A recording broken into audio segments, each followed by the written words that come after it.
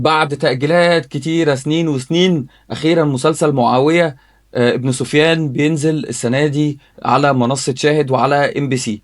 المسلسل طبعا كان من أكبر الإنتاجات إن ما كانش أكبرها في تاريخ الدراما العربية، زي مسلسل عمر كده لو تفتكروا، اللي كان إنتاج برضو ام بي سي وشاهد. المسلسل اتأجل لأسباب طبعا انتوا عارفين، اللي هي ظهور الصحابة أو تجسيدها عن طريق ممثلين. المسلسل من تأليف خالد صلاح، رئيس تحرير اليوم السابع، طبعا عارفينه، ما ألفش حاجات أعتقد قبل كده، ومن إخراج المخرج الكبير المصري طارق العريان، وفي شوية ممثلين احنا عارفينهم، يعني أعتقد إياد نصار موجود، مش عارف مين تاني.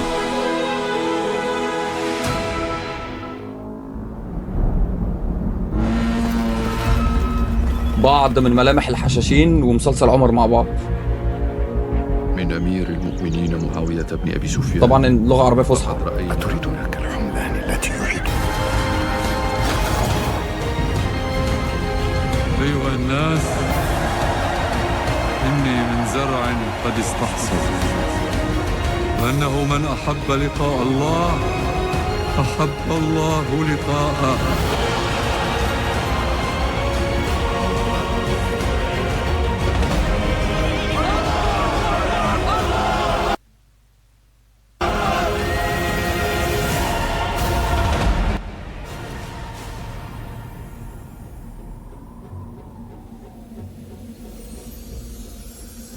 هتفرج طبعا، هتفرج طبعا، لان واضح ان في شغل. طارق العريان مخرج مصري اسطوره في الاكشن، يعني طبعا كفايه ملحمه تيتو، وكفايه كمان ولاد رزق باجزائه الثلاثه.